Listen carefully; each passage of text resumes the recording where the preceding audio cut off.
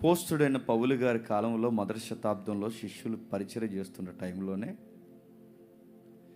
ఈ క్రైస్తవ్యము, ఈ విశ్వాసము, ఈ పరిచర్యలు, ఈ సర్వీసులు ఇవన్నీ బోటకం అన్నారు.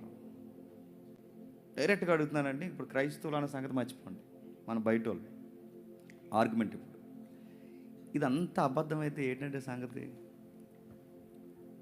నా మాటలు మీకు అర్థమైనా లేదు. ఒకవేళ క్రీస్తు అనేది ఒక కథాంశం అయితే, ప్రభు అయిన యేసుక్రీస్తు వారి యొక్క జీవితం పుక్కిట పురాణం మైథాలజీ అయితే, ఈ ఉద్యోగాలకి త్యాగాలు చేసిన వారి త్యాగాలు ఏమైపోవాలి, మమ్మల్ని నమ్మి పంపించిన వేల రూపాయలు ఏమైపోవాలి, ఈ 6 రోజుల సమయాన్ని కేటాయించారే ఈ సమయం ఏమైపోవాలి, జాబుని రిస్క్లో పెట్టి 1 year నుంచి గాల్లో తిరుగుతున్న నాలాటోడు ఏమైపోవాలి,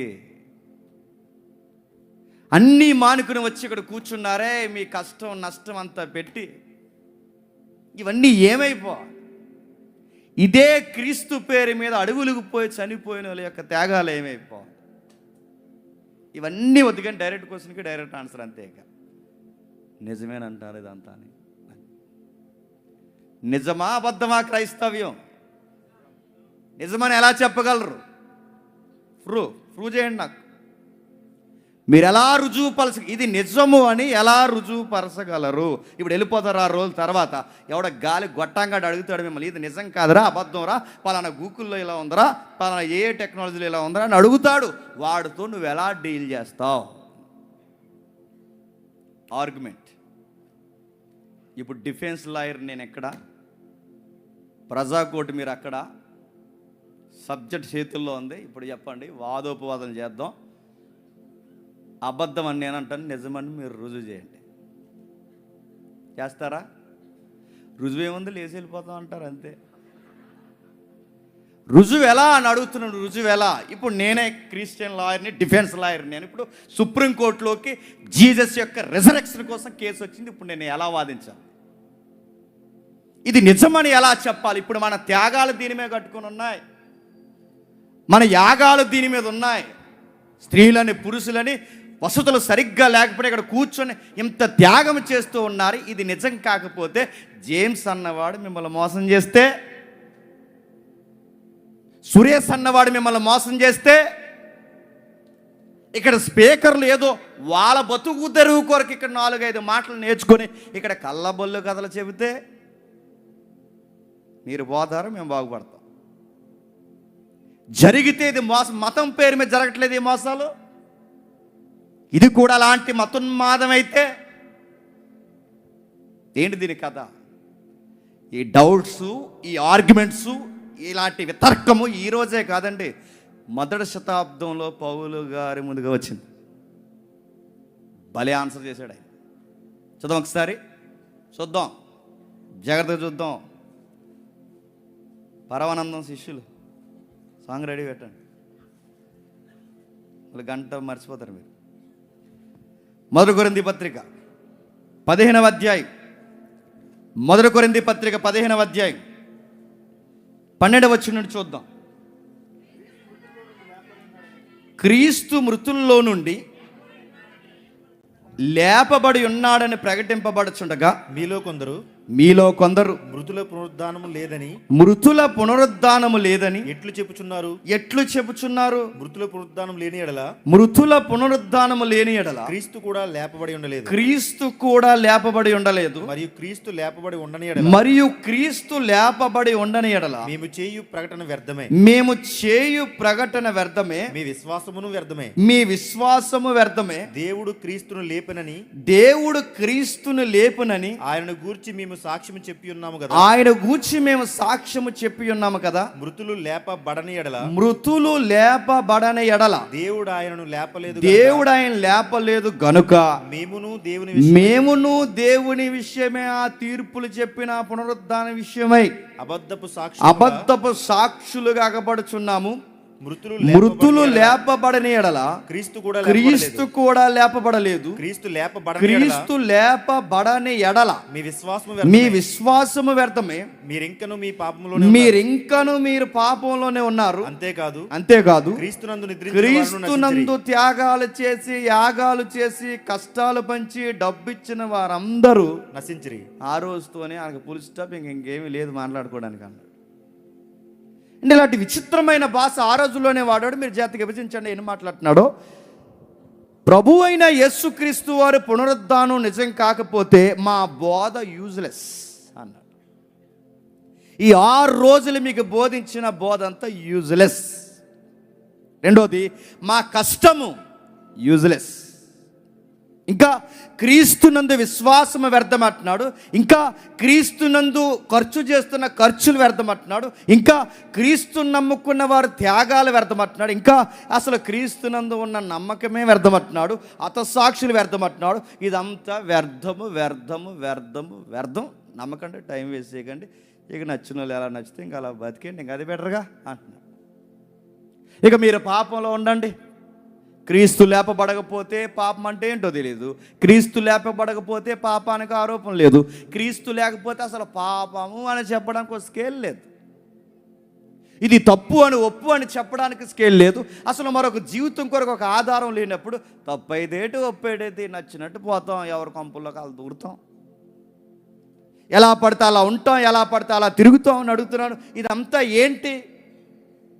డైరెక్ట్గా మిమ్మల్ని అడుగుతున్నాను, ఎంతకింత మనం చేస్తున్నామంటే మనకు తెలుసు మరొక జీవితం ఉందనే కదండి ఇక్కడికి వచ్చి కూర్చున్నాం. మరొక జీవితం ఉందనేగా ఇక్కడికి వచ్చి కూర్చున్నాం. మరొకటి ఉందనేగా నమ్మేగా ఇక్కడికి వచ్చాం.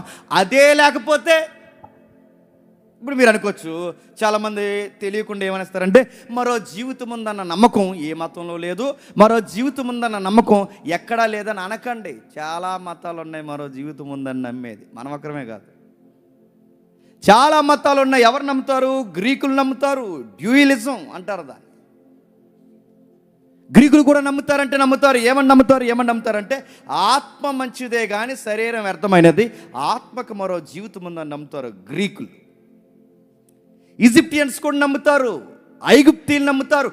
మరో జీవితం ఉందని నమ్మారు కనుకే వాళ్ళ మనుషులు ఐగుప్తీయులు అధిపతులు చనిపోయినప్పుడు మళ్ళీ లెగుస్తామన్న నమ్మకం వాళ్ళకు ఉంది కనుకే వాళ్ళు చనిపోయేటప్పుడు ఏం చేసేవారంటే నగలేసి కప్పెట్టేవారు. వాళ్ళని ఫరోస్ బంగారం పక్కనెట్టేవారు, వజ్రాలు పక్కనెట్టారు. అందుకే మమ్మీల కోసం ఈ రోజుకు తవ్వుతుంటారు. ఎందుకు? ఏదో ఒక వజ్రం దొరుకుతుందని. వాళ్ళ శవాలు తవ్వుతుంటారు. ఎందుకంటే వాళ్ళకు కూడా నమ్మకం ఉంది, ఐగుప్తీలు కూడా నమ్మకం ఉంది. ఏమనంటే మళ్ళీ ఒక జీవితం ఉందని. మనం నమ్మడమే కాదు, ఐగుప్తీలు కూడా నమ్ముతున్నారు మరో జీవితం ఉందని. గ్రీకులు నమ్ముతున్నారు మరో జీవితం ఉందని. యూదులు కూడా నమ్ముతున్నారు మరో జీవితం ఉందని. ఏమని? ఆత్మకు శరీరానికి లింక్ ఉంది.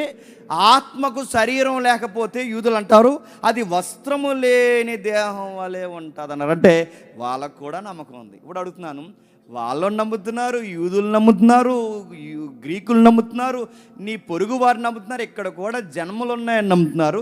ఇంతమంది నమ్ముతున్న దానికి వాళ్ళకి నీకు డిఫరెన్స్ ఏంటి చెప్పాలి? యూదులు నమ్ముతున్నారు మరో జీవితం ఉందని, నువ్వు నమ్ముతున్నావు, వాళ్ళకి నీకు తేడా ఏంటి? గ్రీకులు నమ్ముతున్నారు, నువ్వు నమ్ముతున్నావు, వాళ్ళకి నీకు తేడా ఏంటి?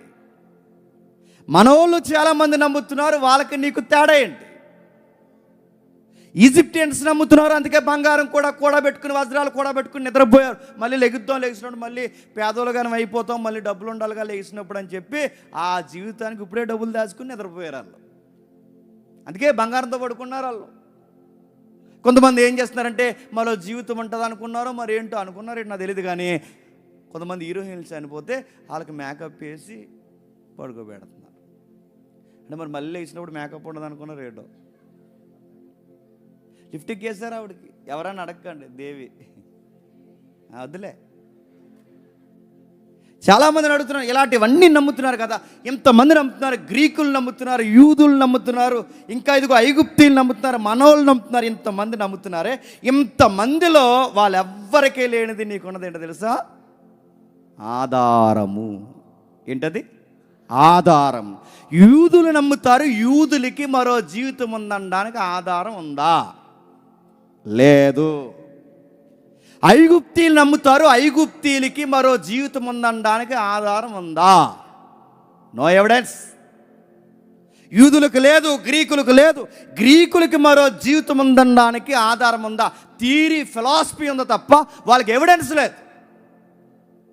యూదులకు లేని ఎవిడెన్స్, ఈజిప్టియన్స్కి లేని ఎవిడెన్స్, జూయిస్కి లేని ఎవిడెన్స్, క్రిస్టియన్స్కున్న ఎవిడెన్స్ ఏంటి? నువ్వు నమ్మిన ప్రభు తిరిగి లేచాడు, అదే ఎవిడెన్స్.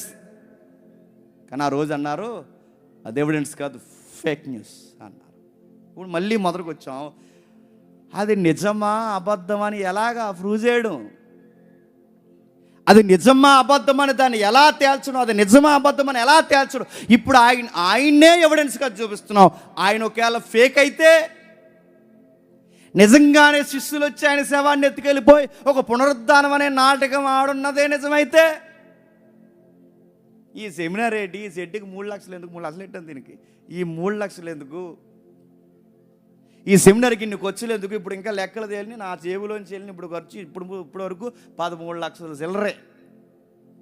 ఇంకా కట్టాల్సిన ఉన్నాయి. అయిపోయింది 13 లక్షలే అనుకోకండి, ఇంకా చాలా ఉంది కట్టాల్సిన. ఇంకా చాలా ఉంది. ఇప్పుడు 13 లక్షలు దాచుకుంటే ఎన్ని డబ్బులు అండి? ఇన్ని డబ్బులు నడుతున్నాయి. ఇంత ఖర్చు, ఇంత వ్యవహారం, ఇంత సమయము. మీరు ఎవరో తెలియదు. ముక్కు మొగలు ఎక్కడో బెంగళూరు అంటున్నారు, కర్ణాటక బోర్డర్ అంటున్నారు, ఒడిశా బోర్డర్ అంటున్నారు, ఎక్కడెక్కడో ప్రకాశం జిల్లా అంటున్నారు, మారుమూల ప్రాంతాలు అంటున్నారు, చిత్తూరు అంటున్నారు, రాయగఢ అంటున్నారు, రాయలసీమ అంటున్నారు, అనంతపురం అంటున్నారు, కర్నూలు ఎక్కడో ఆ లోపల ప్రాంతాలు చెప్తున్నారు.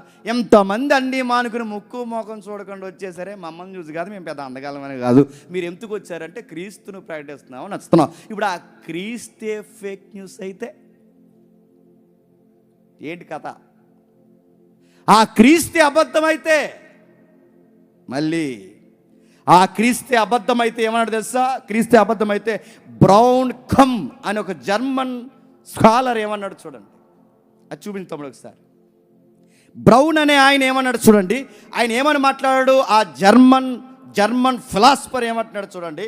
పునరుద్ధానం అనేది, క్రీస్తు యొక్క జీవితం అనేది అబద్ధమైతే ఆయనే ఆ పునరుద్ధానం అనేది అబద్ధమైతే 4 సువార్తలు కట్టు కథలు అన్నాడు. నమ్మకండి అయ్యా, చదవకండి, టైం వేస్ట్ అన్నాడు. ఇది అబద్ధమైతే 4 సువార్తలకు అర్థాలు లేవు, అది రాసుకున్న వారికి బుర్రలేదు అన్నాడు. ఇంకేమన్నాడంటే అసలు న్యూ టెస్టమెంట్ అన్న దానికి ఒక అర్థం లేదు, పత్రికలకు అర్థం లేదు, ఇంకా సంఘము అనే పదానికి అర్థం లేదు, ఇంకా ప్రార్థనలు అనే దానికి అర్థం లేదు, ఇంకా అసలు క్రైస్తవ్యం అనే పదానికి అర్థం లేదు, ఇంకా ఏంటి మరో జీవితం అనే పదం ఎత్తడానికి వాళ్ళకి అర్హత లేదు అన్నాడు. బ్రౌన్ అనే ఆయన చాలా చాలా ఓపెన్ స్టేట్మెంట్ ఇచ్చాడు ఆయన. ఇంకా ఏమన్నాడు? ఇదిగో ఇవన్నీ పత్రికలు వ్యర్థం, ప్రకటన గ్రంథం అనేది అది ఒక దర్శన గ్రంథం అని పేరెట్టడం వ్యర్థం. అసలోడే బూటకం అయితే ఇక వెనకాల రాసిన వాళ్ళు కథ అంతా ఏంటి? అందుకే మాట్లాడుతున్నాడు ఇదంతా వ్యర్థము. ఎందుకు మళ్ళీ ప్రశ్న మొదలుకు వచ్చింది, ఇంతకీ నిజమంటారా అబద్ధం అంటారా? నిజమా అబద్ధమా? శిష్యులు ప్రకటించారు ఏమని? ప్రభు లేచాడు, ప్రభు లేచాడు, ప్రభు లేచాడు, ప్రభు లేచాడు, ప్రభు లేచాడు. అడుగుతున్నాను, ప్రభు లేచాడని శిష్యులు ప్రకటించడమే కాదు, మరో జీవితం ఉందని శిష్యులు ప్రకటించడమే కాదు, పాత నిబంధన నుంచి ఛాయలు ఉన్నాయి లేదా? పాత నిబంధన నుంచి ఛాయలు ఉన్నాయి. ఏ ఛాయలు ఉన్నాయి? ఒకసారి దానియేలు గ్రంథం తీయండి, టక చాలా రిఫరెన్స్ ఉన్నాయి. స్పీడ్గా తీయండి, అర్థం స్పీడ్గా చదివేయండి. దానియేలు గ్రంథం 12వ అధ్యాయం, 2వ వచనం చూడండి. మరియు సమాధుల్లో నుండి అనేకులు మేలుకొందురు. స్టీరియో కొందరు నిత్యజీవం అనుభవించుటకును, కొందరు నిత్య జీవం అనుభవించుటకును, కొందరు నిందల పాలగుటకును, నిత్యముగా హేయులగుటకును మేలుకొందరు. ఇదేంటి అంటే ప్రభు చెప్పకముందే, అపోస్తులు చెప్పకముందే, సంఘము చెప్పకముందే పాత నిబంధనలు ఉన్న దానియేలు ఏమంటున్నాడు? మరో జీవితం ఉంది అంటున్నాడు. ఆ మరో జీవితం ఉందన్న దానికి ఏమంటున్నాడంటే కొందరు నిత్య జీవానికి పోతారంట, కొందరు నిత్య నరకానికి పోతారట, కొందరు మేలు పునరుద్ధానానికి పోతారట, మరి కొంతమంది కీడు పునరుద్ధానానికి పోతారట. ఇప్పుడు అడుగుతున్నాను, నిజమే? బయట వాళ్ళ మాట్లాడతాం, నిజమే? ఏంటి దానియేలు చెప్పింది నిజమే అని అడుగుతున్నాను. దానియేలు నీకు తెలుసా? మీ చుట్టాల అబ్బాయా? నేను అడుగుతున్నాను, దానియేలు మీకు తెలుసా? మీ చుట్టాల అబ్బాయి మీ పక్కింటి ఉంటాడా? మీ ఇంటికాడ చదువుకున్న ఐఏఎస్ అయినా? దానియేలు ఎప్పుడు, మనం ఎప్పుడు అడుగుతున్నాను? ఎప్పుడో పుట్టిన ఆయన స్టేట్మెంట్ మనం ఎందుకు తీసుకోవాలండి? ఇటు జేమ్స్ ఆయనకి ఏమైంది, దారిలో కుక్క కరిచింది అనుకోకండి. మీరు బయట వాళ్ళు మనల్ని అడిగే ప్రశ్న. దానియేలు అడుగుతున్నాను, దానియేలుకి అడుగుతున్నాను. చెబుతున్నాడు, మరో జీవితం ఉంది, మేలు చేసిన వారికి మేలు జీవితం ఉంది, కీడు చేసిన వారికి కీడు జీవితం ఉంది. ఇంకా ఏముంది? ఈయన అన్నాడా పెద్ద ప్రవక్తగా. నిజానికి అందరూ ప్రవక్తలు సమానమే, ప్రవక్తలు అందరూ సమానమే. కాకపోతే కొంచెం విస్తరించి రెండు రాజ్యాలు ఉన్నాయిగా, ఇజ్రాయేలు, యోధా. ఈ రెండు రాజ్యాలకి సమానంగా ప్రవచనాలు చెప్పిన వారిని పెద్ద ప్రవక్తలు అంటారు. మాట వరుస కానీ ప్రవక్తలు అందరూ ఒకటే. ఆ పెద్ద ప్రవక్తల్లో ఒక ఆయన యెషయా. ఆయన ఏమన్నాడు చూడండి, యెషయా గారు 13వ అధ్యాయం 14వ వచనం. 13వ అధ్యాయం 14వ వచనం. అప్పుడు తరంబడుచున్న జింకవలను, పోగు చెయ్యని గొర్రెలవలను జనులు తమ తమ స్వజనుల తట్టు తిరుగుదురు, తమ తమ స్వదేశములకు పారిపోవుదురు. తమ తమ స్వదేశాలకి పారిపోతారు. పట్టబడిన ప్రతి వాడును కత్తివాత కూలును, పట్టబడిన ప్రతి వాడును కత్తివాతకు కూలును. తరిమి పట్టబడిన ప్రతి వాడును కత్తివాత కూలును, తరిమి పట్టబడిన ప్రతి వాడును కూలును. వారు చూచుచుండగా వారి పసిపిల్లలు వారు చూచుండగా రెఫరెన్స్ తేడా రాశాను. అక్కడ రాయబడుతున్న మాట 26వ అధ్యాయం చూడండి. యెషయా గ్రంథం 26వ అధ్యాయం 19వ వచనం. 26వ అధ్యాయం 19వ వచనం. మృతులైన నీ వారు బ్రతుకుదురు, మృతులైన నీ వారు బతుకుదురు, నా వారి శవములు సజీవములగును, నా వారు శవములు సజీవమగును. ఏమంటున్నాడు యెషయా కూడా? ఏమంటున్నాడు? మృతులైన వారు మరలా లేస్తారు, మా వారు తిరిగి లేస్తారు. మట్లో పడి ఉన్న వారులారా మేల్కొని ఉత్సహించుడి, మేలుకొని ఉత్సహించుడి. నీ మంచు ప్రకాశమానమైన మంచు భూమి తనలోని ప్రేతలను సజీవులుగా చేయును, తమలోని ప్రేతలను సజీవులుగా చేయును. నా జనమా ఇదిగో వారి దోషమును బట్టి, ఇదిగో వారి దోషమును బట్టి భూనివాసం శిక్షించుటకు, భూనివాసులను శిక్షించుటకు యెహోవా తన నివాసముల నుండి యెహోవా తన నివాసం అంటే దేవుడు వస్తాడు, వచ్చిన వాడు మిమ్మల్ని తిరిగి లేపుతాడు. మృతులైన మన వాళ్ళు మళ్ళీ సజీవంగా అవుతారు. మట్టిలో ఉన్నవారు మళ్ళీ మహిమా జీవితాల్లో వస్తారని యెషయా కూడా అంటున్నాను. అడుగుతున్నాను, యెషయా గారు ఎవరండి? మీ చుట్టాలా? యెషయా గారు ఎవరండి అని అడుగుతున్నాను. యెషయా ఎప్పుడో క్రీస్తు పూర్వం వ్యక్తులు. వాళ్ళు చెప్పింది మనం ఎలా నమ్ముతాం? ఎవరో ఒక పుస్తకం చూసుకుని ఒక పుస్తకం రాసేసుకున్నారు అనుకోవచ్చుగా. యెషయా ఇక్కడ వరకు రాశాడు, మనం ఇక్కడి నుంచి మొదలెడితే బాగుంటుందా అనుకున్నారేమో. మొత్తానికి సెమినార్ ఇలాగ అయిపోయింది అనుకోకండి, వినండి. అలా అనుకున్నారేమో. తెలివైన వాళ్ళందరూ కలిసి రాసేసారేమో, ఏమో. డౌట్లో ఆనందీలో లేరు ఈరోజు. యెహెజ్కేలు ఏమంటున్నాడు చూడండి. యెహెజ్కేలు 37వ అధ్యాయం, యెహెజ్కేలు 37వ అధ్యాయం 12 నుండి 14 వచనాలు. కాబట్టి ప్రవచనమెత్తి వారు తిట్లనుము, ప్రభువగు యెహోవా సెలవిచ్చినదేమనగా, నా ప్రజలారా సమాధులు నేను తెరిచెదను, సమాధుల్లో నుండి మిమ్మల్ని బయటికి రప్పించెదను. ఇశ్రాయేలు దేశంలోనికి తోడు ఎవరిని కదపండి. బైబిల్లో ప్రవక్తలు అందరూ ఏమంటున్నారండి? మనుషులు బతుకుతారు, మనుషులు లెగిస్తారు, మళ్ళీ చూస్తారు, మనుషులు లెగిస్తారంటే మరొక జీవితం కొరకు ఏదో పక్షాన చూసాయిగా మాట్లాడుతూనే వచ్చారండి వీళ్ళు. చాలా నిగూఢమైన సత్యాలు మాట్లాడుతూనే వచ్చారు. అక్కడ తాగిపోయారా? ఆ యెషయా పునరుద్ధానం కోసం మాట్లాడితే ఏమంటాడు తెలుసా? ఇదిగో ఆ రాజు రాబోతున్నాడు, ఆయన దెబ్బలకి నవ్వులు పాలవుటకు ఆయన అప్పగిస్తారు. ఆ రాజు మళ్ళీ ఆ లేత మొక్క సిగురిస్తాదని రాశాడు. ఇంకా ఎన్నో విషయాలు రాసుకొచ్చాడు. ఇంకేమన్నాడు? ఆ కీర్తన గ్రంథం చూడండి. కీర్తన 16వ కీర్తన. చాలా వచనాలు జాగ్రత్తగా వినండి. 16వ కీర్తన 10-11 వచనాలు. ఎందుకనగా నీవు నా ఆత్మను పాతాళంలో విడిచిపెట్టవు, నీ పరిశుద్ధిని కుళ్ళిపట్టనివ్వు, జీవ మార్గమును నీవు నాకు తెలియజేసేదవు. ఈయనెవరు? దావీదు గారు. మళ్ళీ అడుగుతున్నాను, దావీదు గారు ఎవరు? మీ చుట్టాలా? దానియేలు గారు ఎవరో మనకు తెలియదు. చెప్పండి.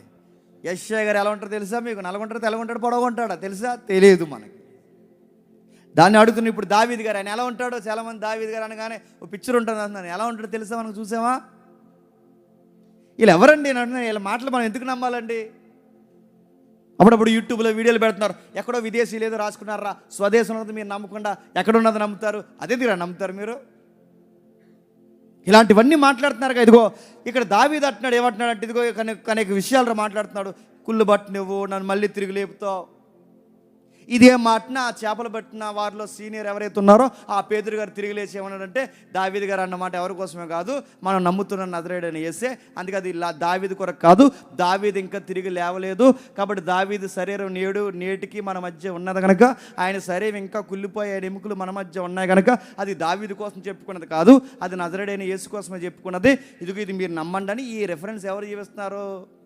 అపోస్తుల కార్యంలో 2వ అధ్యాయంలో చదివికండి. అపోస్తుల కార్యం 2వ అధ్యాయం 27వ వచనంలో ఇదే రిఫరెన్స్ పేతురు గారు చూపిస్తారు. నేను అడుగుతున్నాను, ఆ రోజులకి అది దావీదు గారు రాసుకున్నారు, అది దావీదు గారి కొరకు కాదు, నజరేయుడైన యేసు కొరకు, ఆ యేసునే మేము ప్రకటిస్తున్నామని చెప్పారు. నేను అడుగుతున్నాను, ఆ రెఫరెన్స్ దావీదుకి నెరవేరకపోయేసరికి ఆ లూఫోల్ రెఫరెన్స్ తెచ్చి, బాగా వినండి, బయటల్లో మాట్లాడుతున్నాను, ఆ లూఫోల్ రెఫరెన్స్ తెచ్చి ఇక్కడ తగిలించేసి ఈయన జాగ్రత్తగా ఈయన శవాన్ని మాయం చేసేసి ఆ రెఫరెన్స్ ఈయనకి తగిలించేశారేమో. అర్థమవుతుందా? వెళ్ళిపోవాలనిపిస్తుందా? చెప్పండి. ఏమో అడుగుతాను. వ్యర్థమైపోతే, మన విశ్వాసం వ్యర్థమైపోతే భూమి మీద మళ్ళీ చెప్తున్నాను, మనకంత ఇంకా అమాయకులు. చెప్పండి. ఒకవేళ క్రీస్తు అనే విశ్వాసం బూటకమైతే ఈ ప్రపంచంలో అత్యధికమైన తింగరలు ఎవరు చెప్పనా? పిల్లల్ని వదిలేసి, చెప్పండి, ఉద్యోగాలు వదిలేసి, 6 రోజులు మీ ఊరు వదిలేసి వచ్చారు చూసారా, ప్రపంచంలో అంతకన్నా తింగరలు ఎవరు చెప్పండి. ఈ సెమినార్కి వచ్చిన వాళ్ళు అవుతారు. బుద్ధుందరా? ఎవడైనా పండగకి 4 ఊర్లు వెళ్ళి సెలవులు తిరిగి అలా గోదావరిగొట్లు ఆ బీచ్లు తిరిగి వస్తారు పిల్లలు పోయి. ఆ బైబిల్ సెమినారా మీకు? అక్కడ పోయి కూర్చుంటారా? పిచ్చి పట్టిందిరా మీకు అని. ఇప్పుడు వాళ్ళ మాటలు రైట్ అయిపోవండి, వాళ్ళ మాటలు నిజాలు అయిపోవండి. ఆరోగ్యాలు పాడు చేసుకుంటున్నాం, నిద్రలు పాడు చేసుకుంటున్నాం, గుంటలు పడిపోతున్నాయి, ఇక్కడ కూర్చున్నాడు, ఇదంతా వ్యర్థమైపోదండి. ఇంకా ఏముంది, ఇంకేం చెప్తున్నారు చూడండి. అది యెషయా గారు 53వ అధ్యాయంలో చెప్పాడు. ఇదే యెషయా గారు చెప్పిన మాటనే కొరింథీ పత్రికలో పౌలు గారు కోట్ చేశారు. అక్కడ దాగిపోయారా? స్వయంగా, బాగా వినండి, స్వయంగా ప్రభు అయిన యేసుక్రీస్తు వారు ఏమన్నాడంటే, నేను మరణిస్తాను, 3వ దినాన్ని తిరిగి లేస్తాను అన్నాడు. ఇప్పుడు చెప్పండి, ఇంక సాల్ అండి, సేల్ రిఫరెన్స్ ఉన్నాయి, 100 రిఫరెన్స్. ఇది నిజమే కదా చెప్పని టెన్షన్ చేస్తుంది అనుకోండి. ఎందుకు ఇది నిజమా అబద్ధమా, ఇది జరిగిందా జరగలేదా, దీన్ని ఎలా మనం తెలుసుకోవడం, దీని గురించి ఎలా మనం మాట్లాడడం, ఇది చరిత్రలో ఎక్కడో కలిపిబడిన కథ అయితే నేను అడుగుతున్నాను, ఇలా ఎలా దీన్ని కవర్ చేయడం. ఇప్పుడు మనం కోర్టులో పెడదాం, ఎందుకంటే ఇప్పుడు మనం ఎవరో వద్దు, కోర్టు ఈ రికార్డింగ్ బట్టి కోర్టులో పెట్టినా గెలుస్తాం, నాకు ఆ నమ్మకం ఉంది. ఇప్పుడు కోర్టులో తీసుకొచ్చిన ఈ కేసు, ఇది నిజమా కాదా ఎలా కొలుస్తారు? కోర్టులో ఎలా కొలుస్తారో కొంచెం ఆ ఏరియాలో తిరిగినాను కాబట్టి నేను చెప్తాను, వినండి. ఎలా కొలుస్తారంటే దీన్ని, ఇది నిజమా కాదని తేల్చడానికి చరిత్రలో ఎలా కొలుస్తారు. ఫస్ట్ స్కేల్ ఇది. ఎలా కొలుస్తారంటే, చరిత్రలో ఎక్కడో ఒక దిక్కుని జరిగిన విషయాన్ని, రాయబడిన విషయాన్ని ఒక్క చోటే కాకుండా ఎక్కువ సార్లు ఎక్కువ వ్యక్తులు ఒకే విషయాన్ని పదే రాస్తే ఫస్ట్ స్కేలు ప్రకారం చెప్పండి నిజమని మొదట అడుగేస్తారు. మరలా ఆర్గ్యుమెంట్ ఎలా చేస్తారంటే, ఒక విషయాన్ని ఎక్కడో మూలన జరిగిన విషయం అయితే అది చరిత్ర ప్రకారం నిజమా అబద్ధమని ఎలా కొలుస్తారంటే, ఒకటి కన్నా ఎక్కువ సార్లు ఒకే విషయం రాయబడినా, ఒకరికన్నా ఎక్కువ వ్యక్తులు ఒకే విషయానికి కోసం రాస్తే చరిత్రలో ఆ విషయం నిజమని పండితులు ధృవీకరిస్తారు. నేను అడుగుతున్నాను, ఈ స్కేల్ బైబిల్ దగ్గరికి వస్తే బైబిల్ గెలుస్తుందా గెలవదా చెప్పండి. ఒకరు కాదు, ఇద్దరు కాదు, ముగ్గురు కాదు, 500కి పైనే చెప్పారు ఈ విషయం. ఫస్ట్ ఆర్గ్యుమెంట్లో మనకు తెలుస్తుంది ఈ ఒక్క విషయాన్ని, ఇది జరిగిందా జరగలేదంటే, జరిగింది కనుకే ఎక్కడికక్కడ సంబంధం లేని వాళ్ళు కూడా ఈ విషయాన్ని రాశారు. అలా కాదని మరి ఆయన తాలూకాలు రాసేసి ఉండొచ్చుగా అనొచ్చు మీరు, ఆయన శిష్యులు రాసేసి ఉండొచ్చుగా, ఆయన సంబంధించిన రాసేసి ఉండొచ్చుగా. అంటే బయట వాళ్ళు రాశారు, ఇవే బైబిల్ వాళ్ళు కాదు, బయట వాళ్ళు రాశారు. ఎవరు బయట వాళ్ళు రాశారంటే, జోసఫస్ రాశాడు. ఇంకెవరు రాశారు? టాసిటస్ అనే చరిత్రకారు రాశాడు. ఇంకెవరు రాశారు? లూసియన్ అనే చరిత్రకారు రాశాడు. ఇంకెవరు రాశారు? మార్బార్ సెపీనియస్ అనే ఒక చరిత్రకారు రాశాడు. ఇంకెవరు రాశారు? తాల్మూడ్ అనే ఒక గ్రంథం ఉంది, ఆ గ్రంథం లిఖించింది వీటి గురించి. ఒకటి కాదు, రెండు కాదు. అంటే వీళ్ళెవరు వీళ్ళ శిష్యులు కాదు, వీళ్ళెవరు ఆయనకి సంబంధించిన వారు కాదు, వీళ్ళెవరు పూర్తిగా బయటోళ్ళు, క్రైస్తవ విశ్వాసానికి వ్యతిరేకులు. వాళ్ళు కూడా రాశారు. ఏమని రాశారంటే, ఇది నిజమే, మెస్సయ్య ఆయన్ని రోమా ప్రభుత్వం సిలివేసింది నిజమే, ఈ వేసిన తర్వాత ఆయన మరొక బ్రతుకుల్లోకి వెళ్ళాడన్న నిజమే, ఈ యొక్క విశ్వాసం నమ్మి ప్రకటించిన అపోస్తుల విశ్వాసం కూడా నిజమని జోసఫస్ అనే చరిత్రకారుడు కూడా రాశాడు. ఇంకా మీకు ఇందులో నుంచి అడుగుదాం. ఇది ఉంది కదండి మనకి, మరి రికార్డెడ్ బుక్ ఇచ్చారు కదండి, ఈ బుక్ని కౌంటర్ చేద్దాం. ఏమని కౌంటర్ చేద్దాం అంటే, ఇదే బుక్ ఉంది, మూడో కౌంటర్ చేద్దాం. ఏమని చేద్దామంటే, ఒక ప్రిన్సిపల్ ఉంటుందండి హిస్టరీలో, ఓ స్కేల్ ప్రకారం కొలిస్తే ఎలాగంటే, ఎప్పుడైనా ఏ రైటర్ అయినా ఈ పుస్తకం రాసుకుంటే, ఇప్పుడు నేనే రాశానంటే ఇప్పుడు పుస్తకంలో నా క్యారెక్టర్ పెట్టుకున్నాను అనుకోండి, ఇప్పుడు నేను మత్తయ్యని లేకపోతే నేను పేతుర్ని అనుకోండి. సంఘంలో సీనియర్ ఎవరండి? ఇందాక చెప్పారు కదా అన్నయ్య, వాళ్ళ సహోదరుడు. సంఘంలో అదే తమ్ముడో, ఎవరో తమ్ముడో అన్నయ్య చెప్పలేం. ఇప్పుడు వీళ్ళ బ్రదర్ ఉన్నారు, ఆంధ్రేయ గారు బ్రదరు ఎవరు? పేదరు గారు ఉన్నారు. పేదరు గారు సంఘంలో సీనియరే కదా, సంఘంలో సీనియర్, సంఘంలో పేరు మోసినోడు. ఇప్పుడు పేతురు గారి స్టోరీ ఇప్పుడు మేమే క్రియేట్ చేస్తాం. నేనే పేతురుని అనుకోండి, ఆడ ఆంధ్రేయ అనుకోండి, ఈయన పౌలు గారు ఎవరిని పడతాం, పౌలు గారు కాకుండా ఎవరన్నా, నిజంగానే ఆయన పేరు పౌలు. మీ అందరూ ఉన్నాం అనుకోండి, ఇప్పుడు మా గురించి రాసుకోవాలి, మరి రాసుకోవాలిగా, మరి మేము కథ నడిపిస్తున్నామంటే రాసుకుంటాం. ఇప్పుడు నా గురించి నేను రాసుకున్నప్పుడు నేను ఏమని రాస్తాను చెప్పండి, ఏమని రాస్తాను చెప్పనా? పేతురు అనే నేను వచ్చిన తర్వాత చరిత్ర సంఘం ఎలా నడిచిందంటే అని రాయాలి సువార్తలో. కానీ సువార్తలో ఎలా రాశాడు చెప్పనా? పేతుర్ని ప్రభు అన్నాడట, సాతానా చెప్పండి నేనకు పో అన్నాడు. ఏంటి మీకు గమనించండి, చరిత్ర చదవండి. అసలు పేతురు అంటే సంఘానికి ఆ రోజుల్లో గొప్ప లీడర్ అండి, సంఘానికి గొప్ప నాయకుడు. అలాంటి నాయకుడిని బైబిల్ ఏమని రాశారు తెలుసా? సాతాను అని రాశారు. అలాంటి నాయకుడిని బైబిల్ ఏమని రాశారు తెలుసా? 3 సార్లు అబద్ధం ఆడారని రాశారు. అలాంటి పేతుర్ని ఏమని రాశారు తెలుసా? కోపిస్ట్ అని రాశాడు, పిరికోడని రాశారు, ఆడపిల్లకు బెదిరిపోయాడని రాశారు.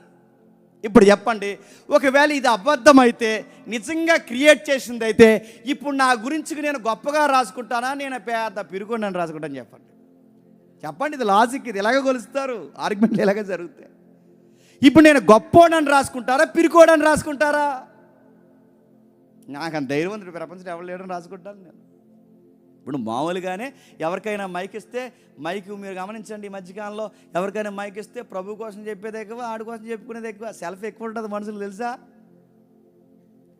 మేము ఇలాగా మా పిల్లలు ఇలాగా మేము అక్కడికి వెళ్తున్నప్పుడు ఏం జరిగిందంటే, ఫ్లైట్లో ఏం జరిగింది, రెక్కడిపోయింది ఇలాగ, అంతే. ఈ సెల్ఫ్ ఉంటుంది చూసారు, ఇదంతా చెప్పుకుంటారు చూసారు, రకరకాలు చెప్పుకుంటారు. అలాంటిది నడుతున్న అదే మానవ భావజాలం ఉంటే, పేతురు మొదటి లీడర్ కొరకు ఏమని రాయాలి తెలుసా? మొదటి లీడర్ కొరకు గొప్పోడని రాయాలి, గొప్పవాడని రాయాలి. కానీ సాతానని రాశారు, అబద్ధికుడని రాశాడు, ఆడపిల్లకి భయపడిపోయాడని రాశారు, తట్టుకోలేకపోయాడని రాశారు. ఒకవేళ ఇది అబద్ధమైతే, మరో మాట్లాడుతున్నాను, ఒకవేళ ఇది అబద్ధమైతే ఒకరికి ఒకరు కలిసి కూర్చోకండి. ఇది రాసిన పుస్తకం ఇది. అందుకే లూకాకి సంబంధం ఉండదు, మార్కుకి సంబంధం ఉండదు, మత్తయికి సంబంధం ఉండదు, యోహానికి సంబంధం ఉండదు. ఎవరికి సంబంధం లేదు. ఎందుకంటే మార్కు టైమింగ్ వేరు, మత్తయి టైమింగ్ వేరు, లూకా టైమింగ్ వేరు, యోహాన్ టైమింగ్ వేరు. ఎవరికి సంబంధం లేదు. ఎవరికి సంబంధం లేకుండా రాసిన పుస్తకం కనుక ఖచ్చితంగా ఒకరికొకరు వ్యతిరేకంగా రాసుకుంటారు.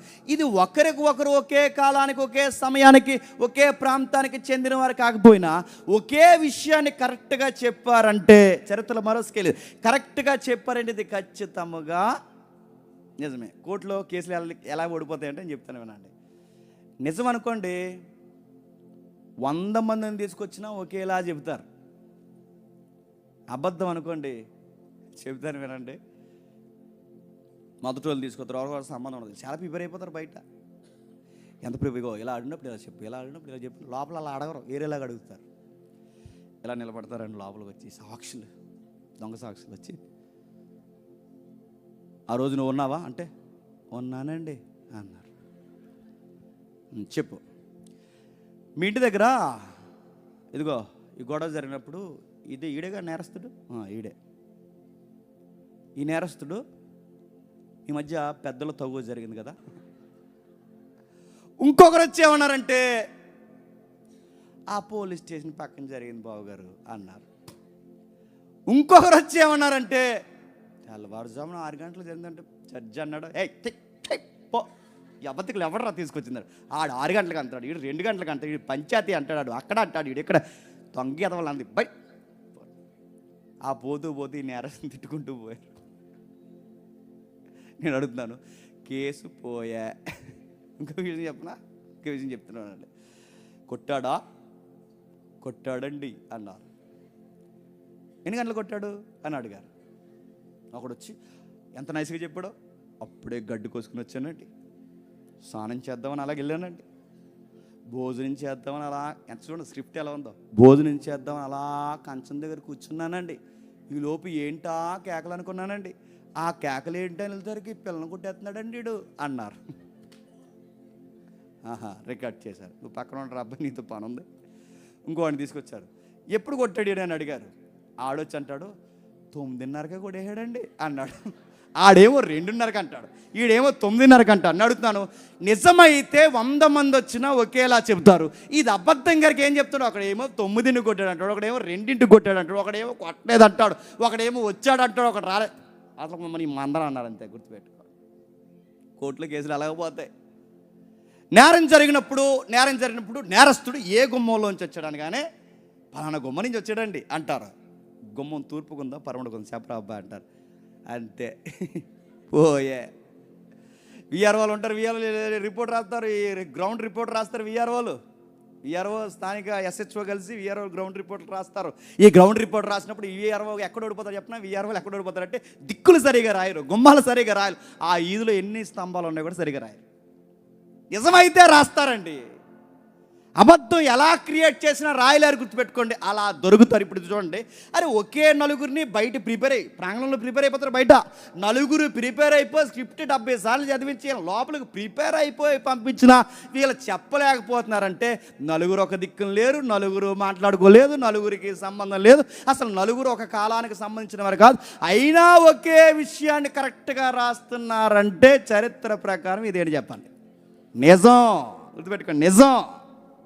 ఇది నిజము కనుకే ఈ ఆర్గ్యుమెంట్లో ఎంతమంది వచ్చినా కరెక్ట్గా రాశారు. పేతురు గారి గూర్చి అంత గొప్పగా ఎందుకు రాలేదంటే ఇది నిజము కనుకే. నిజంగా ఇది కల్పించిన గ్రంథం అయితే రైటర్స్ వారి గురించి గొప్పగా రాసుకోవాలి, కానీ వారు రాయలేదు. ఇంకేం రాస్తారు ఒకసారి చూడండి. ఈ మధ్యకాలంలో కొంతమంది తయారైపోయారు ఏమంటున్నారంటే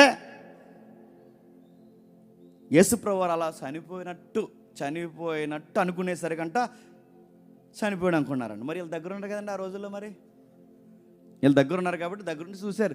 ఇటు కొంచెం కామెడీగా చెప్పారు, అప్పుడు తగ్గినాయిలండి. ఎంత కామెడీ కంటే ఇలా వచ్చాట మా అత్తయ్య గారు ఎలా చూసి యేసుక్రీస్తు వారు చనిపోతారు అని అలా రాసాడంట. అంటే పుస్తకం పట్టుకుని తిరిగాడు ఆయన వెనకాల. అప్పుడు పుస్తకాలు ఉన్నాయని అడుగుతున్నాను. వాళ్ళు చెప్పి ఎంత ఎటకారంగా ఉంటాయి అనుకున్నారు. ఇదిగో అలా చనిపోయాడని చెప్పింది ఎవరు అనుకున్నారు? ఖురాన్లో చెప్తారు. ఖురాన్ సూరా 4:57-58 వచనాలు ఇలా రాయబడి ఉంది తెలుసా? క్రీస్తు చనిపోలేదు, భ్రమకు గురయ్యారు అని రాశారు. చూడండి, సూరా 4 రాశారు. 57-58 ఏమని రాశారు? ఇదిగో క్రీస్తు చనిపోలేదని ఖురాన్లో రాశారండి. నేను అడుగుతున్నాను, అదే ఖురాన్ క్రీస్తుని ఏమంటారు తెలుసా? క్రీస్తు ప్రవక్తలలో గొప్ప ప్రవక్త అన్నారు. ఇప్పుడు డౌట్ అడుగుతున్నాను, రేజ్ చేస్తున్నాను, అడగండి. ఇప్పుడు ఖురాన్ చెప్పింది క్రీస్తు గొప్ప ప్రవక్త అంది. ఖురాన్ ప్రకారం క్రీస్తు గొప్ప ప్రవక్త, కానీ చెప్పండి ఆయన తిరిగి లేవలేదు. ఖురాన్ ప్రకారం ఆయన గొప్ప ప్రవక్త అయితే ఆయన తిరిగి లేలేదు. ఇప్పుడు ఆయన గొప్ప ప్రవక్త బాగానే చెప్పారు. ఇదే గొప్ప ప్రవక్త ఏం చెప్పాడంటే మీరు రెఫరెన్స్ రాసుకొని టకమని మీరు రెఫరెన్స్ ఏం చెప్తారంటే మార్కు సువార్త 8:30-33 ఏమంటాడంటే మనుష్య కుమారుడు 3వ దినాన తిరిగి లేస్తాడు. అదే 9:9-37 ఏమంటాడు? మనుష్య కుమారుడు 3వ దినాన తిరిగి లేస్తాడు. అదే మార్కు సువార్త 10:33-45 ఏమంటాడు? మనుష్య కుమారుడు తిరిగి లేస్తాడు. అదే మార్కు సువార్త 12:1-12 ఏమంటాడు? మనుష్య కుమారుడు 3వ దినాన తిరిగి లేస్తాడు. అదే మార్కు సువార్త 14:18-28 ఏమంటాడు? మనుష్య కుమారుడు 3వ దినాన తిరిగి లేస్తాడు అంటాడు. మత్తయి సువార్త 12:38-40 ఏమంటాడు? మనుష్య కుమారుడు మనుషుల చేతికి అప్పగింపబడతాడు, సిలువ వేయబడతాడు, తిరిగి లేస్తాడు అంటాడు. అదే మత్తయి సువార్త 16:2-4 ఏమంటాడు? మనుష్య కుమారుడు సిలువ వేయబడతాడు, అన్యుల చేతికి మరలా తిరిగి లేస్తాడంటాడు. అదే మత్తయి సువార్త 21వ అధ్యాయంలో ఏమంటాడు? ఇదే విషయం డిక్లేర్ చేస్తాడు. 17వ అధ్యాయంలో క్షమించండి 17వ అధ్యాయంలో ఏం చెప్తాడు? 17:9లో మనుష్య కుమారుడు తిరిగి లేస్తాడని చెప్తాడు. 9వ అధ్యాయంలో ఏం చెప్తాడు? మనుష్య కుమారుడు మరణించినాను తిరిగి లేస్తాడని చెప్తాడు. 20వ అధ్యాయంలో ఏం చెప్తాడు? 18-19 వరకు మనుష్య కుమారుడు తిరిగి లేస్తాడని చెప్తాడు. 21వ అధ్యాయంలో ఏం చెప్పాడు? 33 నుంచి 46 వరకు అదే విషయం డిక్లేర్ చేశాడు. 26వ అధ్యాయం 21వ వచనం నుంచి 32వ వచనం వరకు ఇదే విషయం చెప్పాడు. లోకా 9వ అధ్యాయం 22లో అదే చెప్పాడు. 11వ అధ్యాయం 29లో అదే చెప్పాడు. 11వ అధ్యాయం 32-33 వరకు అదే చెప్పాడు. 20వ అధ్యాయం 9 నుంచి 19 వరకు అదే చెప్పాడు. 22వ అధ్యాయం 15 నుంచి 22 వరకు అదే చెప్పాడు. యోహాను సువార్త 2వ అధ్యాయం 18 నుంచి 22 వరకు అదే చెప్పాడు. 3వ అధ్యాయం 13 నుంచి 14 వరకు అదే చెప్పాడు. 8వ అధ్యాయం 28 వరకు అదే చెప్పాడు. 12వ అధ్యాయం 32 నుండి 33 వరకు అదే చెప్పాడు. 19వ అధ్యాయం 20 వచనాలు అధ్యాయాలు కూడా అదే చెప్పారు. నేను అడుగుతున్నానండి, బాగా వినండి, ఇన్ని వచనాలు స్వయంగా ఆయనే క్లెయిమ్ చేసుకున్నాడు. ఏమని? నేను 3వ దినాన్న తిరిగి లేస్తానని. ఇప్పుడు వీళ్ళ ప్రకారం ఈ ఖురాన్ సురా 4వ అధ్యాయం ప్రకారం ఇప్పుడు ప్రవక్త గొప్పవాడు, ప్రవక్త అబద్ధాలు ఆడొచ్చా?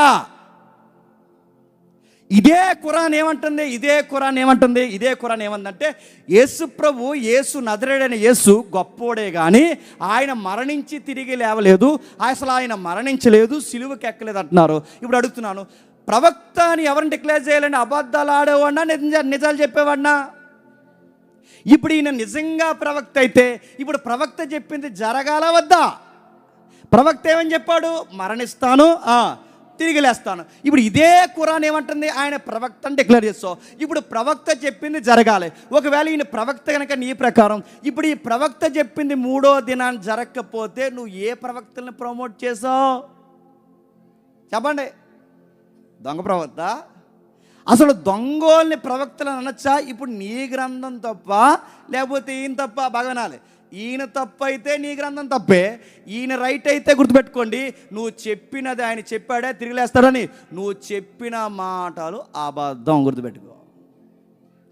ప్రభు అయిన యేసుక్రీస్తు వారు తిరిగి లేచాడు, ఆయన మరణించి తిరిగి లేచాడు. ఇంకేం రాశారు? ఇంకా ఎన్ని ఆర్గ్యుమెంట్లు రాసుకొచ్చారో ఇంకేం రాశారు? 1-2 శిష్యుల్ని పిలిచి, బాగానండి, శిష్యుల్ని పిలిచి యేసుప్రభు ఏమంటారు తెలుసా? చెక్ చేసుకోండి అన్నాడు. ఆయన తిరిగి లేచేమన్నాడు? ఆ యోహాను సువార్త 20వ అధ్యాయం 20-27 ఏమన్నాడు? చెక్ చేసుకోండి, తాకి చూసుకోండి అన్నాడు.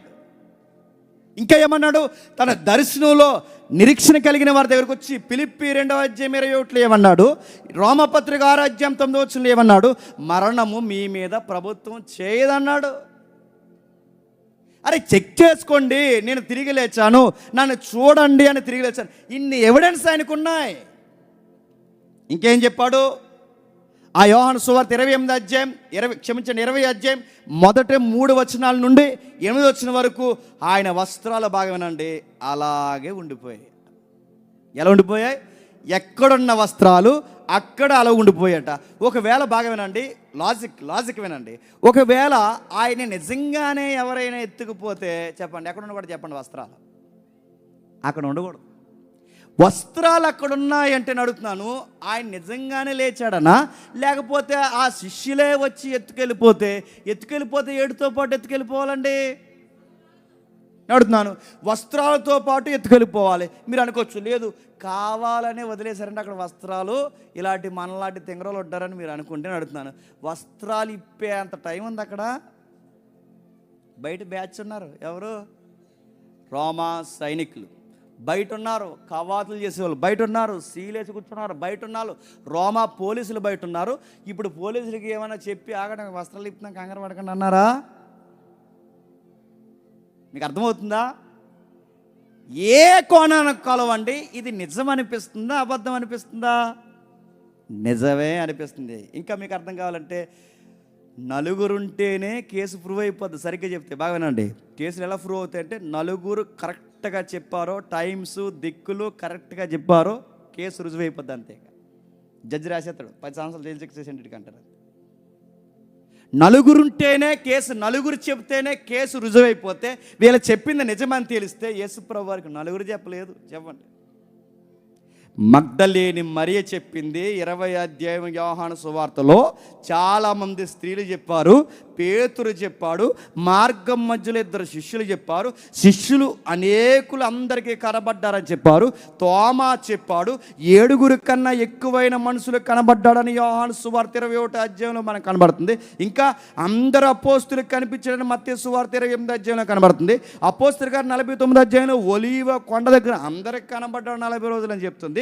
ఇంకేం చెప్తుంది? కొరింథీ పత్రిక 15 అధ్యాయం 6వ వచనంలో 500 మంది కన్నా ఎక్కువ కనబడ్డారని చెప్తుంది. ఇంకేం చెప్తుంది? యాకోబు కనిపించాడని చెప్తుంది, సహోదరుడు కనిపించాడని చెప్తుంది. అన్నిటికన్నా వింతడు తెలుసా? అసలు క్రైస్తవ్యాన్ని నమ్మని పౌలు కనబడ్డాడని చెప్తుంది గ్రంథం. ఇప్పుడు చెప్పండి, 4 చెబితేనే నిజమైతే ఎంతమంది చెప్తున్నారండి? 100 మంది చెబుతున్నారంటే 100 మంది కలిసి ఒక అబద్ధాన్ని నిజం చేయగలరా? ఎవడో ఒకడు దొరికేడా? ఏదో ఒక లూప్ హోల్ దొరికేదా? ఇప్పుడు దీన్ని బట్టి మనం మాట్లాడుతుంటే ఏమర్థమవుతుంది? ఇది నిజమేనా అంటే చెప్పండి, నిజమే, నిజమే. ఇంకా ఏముంది? సిలువకు ముందు ప్రాణాలు చేతిలో పట్టుకుని పారిపోయారండి. ఎవరు? శిష్యులు. గమనించండి శిష్యుల యాటిట్యూడ్. సిలువకు ముందు ప్రాణాల చేతిలో పెట్టుకుని పారిపోయారు శిష్యులు. సిలువు తర్వాత అదే సిలువు ముందు నిలబడి మమ్మల్ని సిలువేసేయండి అన్నారు. ఇదేంటి? సిలువకు ముందు సిలువకు భయపడిపోయిన ఎవరో మాకు తెలియదన్న పెద్ద మనుషులు, ఆయన ఎవరో మాకు తెలియదని పారిపోయిన ఎంత భయస్థులు, సిలువ తర్వాత వీళ్ళకి ఏమైంది? రెండింటి మధ్యలో ఏం జరిగింది? ఏం జరగడం ఏంటి? ఆయన తిరిగి లేచాడు. ఒకవేళ అది అబద్ధమైతే అబద్ధం కొరకు ప్రాణాలు పెడతారా? నిజం కొరకే పెట్టమ్మా. అబద్ధాల కొరకు పెడతారా అని అడుగుతున్నానంటే, ఈ ముందుకి వెనక్కి అంటే సిలువకు ముందు ఇంత భయస్థులుగా ఉన్నవారు, సిలువ తర్వాత ఇంత ధైర్యం వీళ్ళకి ఎలా వచ్చింది? సంథింగ్ ఏదో జరిగింది. ఆ జరిగింది ఏదో కాదు, ఆయన తిరిగి లేచాడు. మరో ఆర్గ్యుమెంట్, యూదులకు విశ్రాంతి దినం అంటే ఎంత పిచ్చండి? పిచ్చా కదా వాళ్ళకి? ఎంత పిచ్చి అంటే, విశ్రాంతి దినాన్న పొల్లలు ఏరడానికి వెళ్ళినోడిని ఏం చేశారు చెప్పండి? రాళ్ళు ఇచ్చి కూడా చంపేశారు. విశ్రాంతి దినాన్ని స్వస్థత చేస్తే ఏమన్నారు చెప్పండి? ఎలేహేస్తామన్నారు. అలాంటి విశ్రాంతి దినాన్ని ఏం చేస్తారు చెప్పిన? ఆదివారానికి మార్చేశారు. ఎంత ధైర్యం ఉండాలండి? పొల్లలు ఏరితేనే కొట్టేశారు, అలాంటిది దినాన్నే మార్చేశారంటే, దినాన్ని మార్చి ఆ రోజు మేము శనివారం ఆరాధన చేయము, ఆదివారం ఆరాధన చేస్తామన్నారంటే ఎంత నిజమైతే విశ్రాంతి దినాన్ని ఎదిరిస్తారు చెప్పండి? ఇవన్నీ ఆర్గ్యుమెంట్లు అంటారు వీటిని. ఇంకా ఏమున్నాయి? విలియం లైన్ అనే ఒక ఆయన ఏమన్నాడు? చరిత్ర ప్రకారం ఏమన్నాడు తెలుసా? శిష్యుల్ని లేదా శిష్యులు ప్రకటిస్తున్న ఆయన చూపించుతాడు. విలియం లైన్ అనే ఆయన ఏమన్నాడు? చరిత్రకారుడు ఏమని మాట్లాడతాడంటే, ఆయన ఇలా అన్నాడు, ఆధారాలు ఉన్నాయి అన్నాడు. ఆయన నిజంగానే క్రైస్తవ నిజం అదిగా ఆయన మాట్లాడుతున్నాడు. ఏమని మాట్లాడుతున్నాడంటే, చరిత్ర ప్రకారం యేసుక్రీస్తు యొక్క బరియల్ యేసుక్రీస్తు యొక్క బరియల్ రుజువుపరచొచ్చు అంటున్నాడండి ఆయన. ఒక చరిత్రకారు ఏమని మాట్లాడుతున్నారు చూడండి. చరిత్ర ప్రకారం యేసుక్రీస్తు యొక్క సమాధి కార్యక్రమాన్ని రుజువుపరచొచ్చు. చరిత్ర ప్రకారం ఆయన సమాధి ఎక్కడుందో ఈ నవతరంలో కూడా చెప్పొచ్చు. ఇంకేం చెప్తున్నాడు?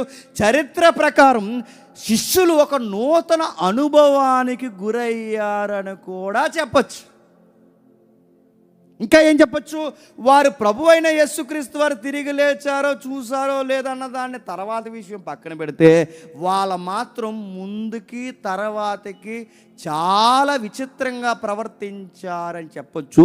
అసలు ఇంత విచిత్రం ఏం జరిగిందా అని ఆలోచిస్తే వాళ్ళ కళ్ళన్నీ పునరుద్ధానం వైపుకే చూస్తున్నాయి కనుక వాళ్ళ ప్రవర్తన బట్టి కూడా చెప్పొచ్చు ఆయన తిరిగి లేచాడు అని. మనోళ్ళు కాదు, ఇలా గుర్తుపెట్టుకోండి. చరిత్రకారులు చెప్తున్నారు. ఇంకా ఏం చెప్తున్నారు? క్రీస్తును సమాధి చేసింది, బాగా వినండి, క్రీస్తును సమాధి చేసింది ఎవరండి? 12 మందిలో ఒకరు చేశారండి. చెప్పండి. యేసుక్రీస్తు వారిని సమాధి చేసింది, మర్చిపోకండి, ఇది కోర్టు, నేను డిఫెన్స్ లాయర్, మర్చిపోకండి. యేసుక్రీస్తు వారిని సమాధి చేసింది ఎవరు? 12 మంది కాదు, బయటోడు ఆ గుంపులో లేనోడు అరిమతయి యోసేపు. అరిమత యోసేపు 12 మందిలో ఒకడు కాదు, బయటోడు నడుతున్నాను, బయటోడు సమాధి చేసి నడుతున్నాను. అసలు సమాధే వీళ్ళ శైలి అయినప్పుడు, అంత ధైర్యమే వీళ్ళకి లేనప్పుడు తప్పును ప్రకటించగలరా? ఆయన సమాధి చేసింది ఎవరు? బయట ఆయన.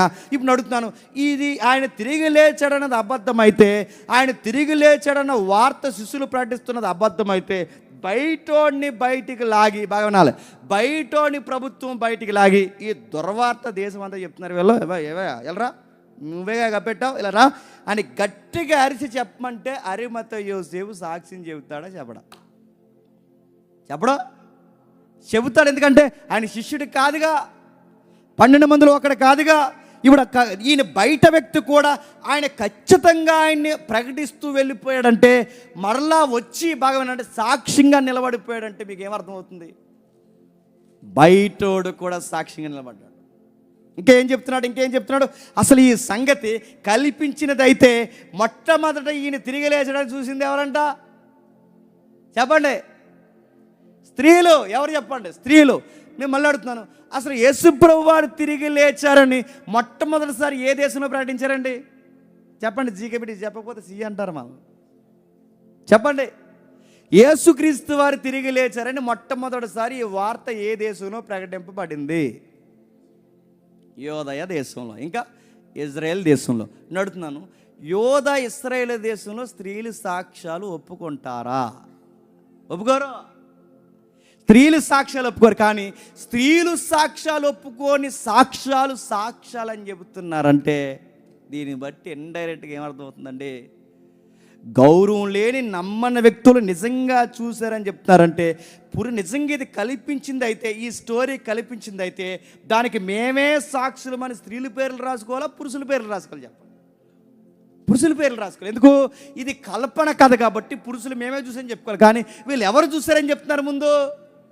అది ఎవరి మధ్య చెప్తున్నారు? యూదుల మధ్య, ఇశ్రాయేల్ మధ్య చెప్తున్నారంటే ఇది ఖచ్చితంగా నిజం. అది ఇంకా ఏం చెప్తున్నారు? ఇంకేం రాస్తున్నారు? అసలు నిజంగానే శిష్యులు కల్పించిన కథ అయితే, ఈ స్త్రీలే కల్పించింది అయితే, స్త్రీల్ని బయటికి లాగు 2 తగిలిస్తే నిజం చెబుతారా? చెప్పరా? ఎందుకు చెప్పరండి?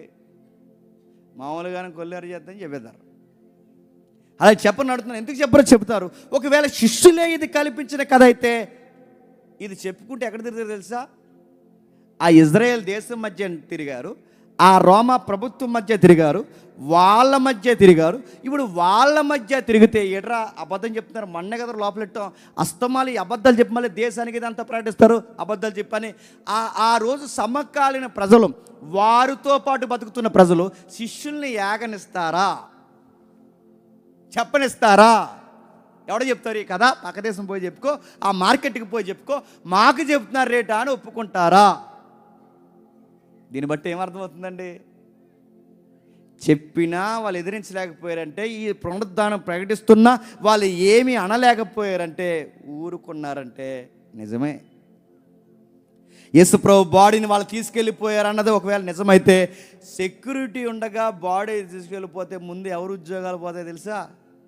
చెప్పండి. పోలీసులు కనుక చెప్తున్నానండి, క్రైమ్ బ్రాంచ్లో ఉండదు తెలుసా? క్రైమ్లోకి ఎవరు తీసుకొస్తారంటే ఈ బైక్ దొంగతనంగాల్ని, ఈ ఇల్లు దొంగతనాలు, ఆడవాళ్ళ మెడలో తెంపేస్తుంటారు సరే, స్నాచర్స్, ఆ చైన్లు తీసేసేవారిని వీళ్ళందరూ తీసుకొని లోపల పెడతారండి. ఈయన తీసుకొచ్చింది ఒక గొడవ అయితే మళ్ళీ ఆయన జాగ్రత్త కోడిపిల్ల చూసుకోవాలి. ఆయన లోపల చూసుకోపోతే ఏమవుతుందనుకున్నారు? ఆడు తిక్కలేసిపోయేదోటి ఇలా కోసేసుకుని అనుకోని ముందే ఎవరు సస్పెండ్ అయిపోతాడు చెప్పనా? ఆ నైట్ ఆఫీసర్ పోతాడు, ఆ సెక్యూరిటీ చేసినట్టు పోతాడు, అందరూ పోతారు. ఆడు మళ్ళీ మాకు ముద్దాయి గుర్తుపెట్టుకుని ఆయన తీసుకురావడం ఒక్కదైతే, ఆయన జాగ్రత్తగా కోర్టుకు ప్రవేశపెట్టే వరకు ఆడు ఒంటి మీద గీత ఉంటే సస్పెండ్ అంటారు అంతే. ఇక అరే వచ్చినోడి మీద ఒక గీత ఉంటే, అలాంటిది లాకప్లోనే చచ్చిపోయాడు అనుకోండి, బాగా వినండి, లాకప్లోనే చచ్చిపోయాడు అనుకోండి, ముందు మమ్మల్ని లాకప్లో గేంటేస్తారు గుర్తుపెట్టుకోండి. ఉద్యోగం లేదు, ఉద్యోగం పాయ లోపల పోతాం ఇంకంతే. ఇక అలాంటిది ముద్దయిపోయాడు అనుకోండి, ఇంకెవరు చెప్పనా? ఇలాంటి దొరికే వరకు ఇంటికి రాము. ఇంకా ఆడెక్కడో దొరకాలి, అప్పటి వరకు ఇంటికి రావడానికి లేదనుకో. ముద్దాయి పోయినా ప్రమాదమే, ముద్దాయి ఒంటి మీద గీత పడినా ప్రమాదమే, ముద్దాయిని తీసుకెళ్ళిపోయినా ప్రమాదమే. ఉద్యోగాలకు రిస్క్. అరే మన ఉద్యోగాలకి ఇక్కడ ఇంత ఇబ్బంది ఉంటే రోమా ప్రభుత్వ పోలీస్ చరిత్ర చదవండి, వాళ్ళ పీనల్ కూడా చదవండి. ముద్దాయి వాళ్ళ చేతుల్లోంచి తప్పింపబడ్డాడంటే వాళ్ళ ఫీనల్ సెక్షన్ ఒకటి ఎలా ఉంటుందో తెలుసా? దేవాలయం పైకి ఎత్తైన కొండ పైకి ఎక్కించట, వాళ్ళ చేతిలో ఉన్న ఆ కేసు లూజ్ అయితే అక్కడి నుంచి కింద గెంటేస్తారట. అదే పనిష్మెంట్ ఆ ఉద్యోగస్తులకి. అలాంటిది ఇప్పుడు ఈ బాడీని వీళ్ళు ఎత్తుకెళ్ళిపోతే సెక్యూరిటీ వారు అడుగుతున్నాను, ఆ ఎత్తుకెళ్ళిపోయిన తర్వాత ఈ పోలీసు వాళ్ళు ముందే యేసుప్రభు లేసాడో, యేసుప్రభు లేసాడో, యేసుప్రభు లేసాడు అంటే రోమా పోలీసులు ఏమంటారు? ఇలా రారా అంటారా? ఏమంటారు చెప్పండి? బాడీ కనబడ తిరుగుతుంటే ఎత్తుకుపోయి మళ్ళీ యేసుప్రభు లేసాడని చెప్తారా? మా ఉద్యోగాలకి రిస్క్ పెడతారని ఏమంటారండి? ముందు ఇలా బాడీని బంధిస్తారా? బంధించరా? కానీ రోమా సైనికులు కూడా ఏమనలేకపోరు. సైన్యాధిపతి కూడా ఏమన్నాడు తెలుసా? ఈయన నిజముగా చెప్పండి దేవుని కుమారుడే అన్నాడు. ఈయన నిజముగా దేవుని కుమారుడు అన్నాడు. ఇవన్నీ వాస్తవాలు. మరొక ఆర్గ్యుమెంట్ చెప్పిన త్వరగా ముగిస్తాను. పౌలు లాంటి వ్యక్తికి ధర్మశాస్త్రం ఎంత పిచ్చండి? బయట నుంచి మాట్లాడుకుంటున్నా ఉండో మర్చిపోద్దు. పౌలు లాంటి వ్యక్తికి ధర్మశాస్త్రం చాలా పిచ్చి. ఆ ధర్మశాస్త్రం ఏమిటో తెలుసా? మ్రానుని వేలాడినవాడు చెప్పండి శాపగ్రస్తుడు. మ్రానుని వేలాడినవాడు శాపగ్రస్తుడు అని ధర్మశాస్త్రం చెప్తే, అదే శాపగ్రస్తుడిని ఆ ధర్మశాస్త్రం పిచ్చున్న పౌలే ఏం చేశాడు చెప్పండి? శాపగ్రస్తుడు కాదు చెప్పండి, ప్రజలకు రక్షకుడని ప్రకటించుకుంటూ తిరిగాడంటే ఎంత పిచ్చున్నవాడు, ఎంత నిజం కాకపోతే ధర్మశాస్త్రాన్ని దాటి శాపగ్రస్తుడిని రక్షకుడు అని చెప్తాడు చెప్పండి. ఏ కోణం గమనించండి, ఏ కోణాన్ని చూడండి, ఇవన్నీ మనకి ఎలా అనిపిస్తుంది తెలుసా? నిజము నిజము నిజము. మరో థియరీ ఉంది బయట, దిక్కుమాల థియరీ. ఆ థియరీ ఏంటి తెలుసా? శిష్యులట అలా భ్రమకు గురయ్యారట. అంటే ఆయన లేచాడని భ్రమకు అలా గురయ్యారట. భ్రమ అంటే తెలుసా? వాళ్ళు లేచినట్టు అనిపిస్తుందంట, అలా కళ్ళ ముందు అలా లేచినట్టు అలా భ్రమకు గురైపోయారట. నేను అడుగుతున్నాను, భ్రమకు గురైతే నేను ఒకడు నవ్వాలి, భ్రమకు గురవుతే నేను ఒక్కడనే ఫీల్ అవ్వాలి. భ్రమకు నేను గురై ఆయన గురై 500 మంది భ్రమకు గురవుతారండి. వస్తే ఆ మానసిక రోగం నాకు రావాలి తప్ప అందరికి వస్తుందండి. భ్రమకు గురైతే అడుగుతాను, నేను ఒక్కడనే గురవ్వాలి తప్ప ఇక్కడ 500 మంది ఉన్నారనుకోండి, మీ 500 మందికి మానసిక రోగం వస్తుందా? భ్రమకు గురైంది వాళ్ళు కాదు చెప్పండి. ఆయన లేవలేదనుకున్న వాళ్ళకే మానసిక రోగాలతో భ్రమకు గురవుతున్నారు. ఆయన లేచాడు, 500 మందికి పైనే కనబడ్డాడు. క్రైస్తవ వ్యతిరేకైన పౌలుకు కూడా కనబడ్డాడు. నడుతున్న వీళ్ళందరూ భ్రమకు గురైతే, 12 మంది భ్రమకు గురైతే పౌలు కూడా భ్రమకు గురవుతాడా? ధర్మశాస్త్రం పిచ్చెక్కిపోయి క్రైస్తవం చంపుతున్న ఆయనకు కూడా భ్రమకు గురవుతాడా? పైగా ఏమన్నారంటే, ఇదో థీరీలు, బయట ఉన్న థీరీలు మీరు బయట చదివితే మళ్ళీ ఎవడన్నా అడుగుతాడు, 6 రోజులు చూసి వినేసి వెళ్ళిపోతారుగా. అందుకే మీకు చెప్తున్నాను, బయట ఒక థీరీ ఉంది. ఏమని ఉంటుందంటే, శిష్యులట ఈ సమాధిలోకి వెళ్ళబోయి చీకట్లోనట చెప్పండి ఆ సమాధిలోకి పోయారంట. చీకట్లో ఈ సమాధిలోకి వెళ్ళబోయి ఆ సమాధిలోకి పోయారట చీకట్లో. ఈ సమాధిలో నుంచి ఆ సమాధిలోకి పోతే నేను అడుగుతున్నాను, ఈ సమాధిలోంచి ఆ సమాధిలోకి పోతే ప్రశ్న ఏంటి చెప్పిన? బైబిల్ రికార్డ్స్ కానీ జోసఫస్ రికార్డ్స్ కానీ ఎలా ఉన్నదో తెలుసా? చీకట్లో వెళ్ళారని లేదు చెప్పండి. చెప్పండి మీకు బయలు అర్థమవుతాయి. వాళ్ళు చీకట్లో వెళ్ళారా, తెల్లవారుడ తర్వాత ఆదివారం సూర్యుడు ఉదయించుచుండగా వెళ్ళారనుందా? నేను చెప్తున్నాను, ఎన్ని కథలు వేశారండి ఆయన చుట్టూ. చీకట్లో వెళ్ళాడు ఒకడు, ఈ సమాధిలోకి వెళ్ళబోయి ఆ సమాధిలోకి వెళ్ళిపోయాడు ఒకడు. నేను అడుగుతున్నాను, ఒకవేళ ఈ సమాధిలోకి వెళ్ళబోయి వేరొక సమాధిలోకి వెళితే మరి ఈ సమాధిలో బాడీ ఎందుకు ఖాళీ అయిపోయింది? మరి దీనికన్నా లాజికేగా. ఇప్పుడు ఈ సమాధిలోకి వెళ్ళిపోయామండి శవాన్ని తీసిపోదామని, ఈ సమాధిలోకి వెళ్ళిపోయి వెనక్కి వచ్చేసాం, మరి ఈ బాడీ ఏది? ఈ బాడీ మరి అందులోకి ఎవడు దూరాడు?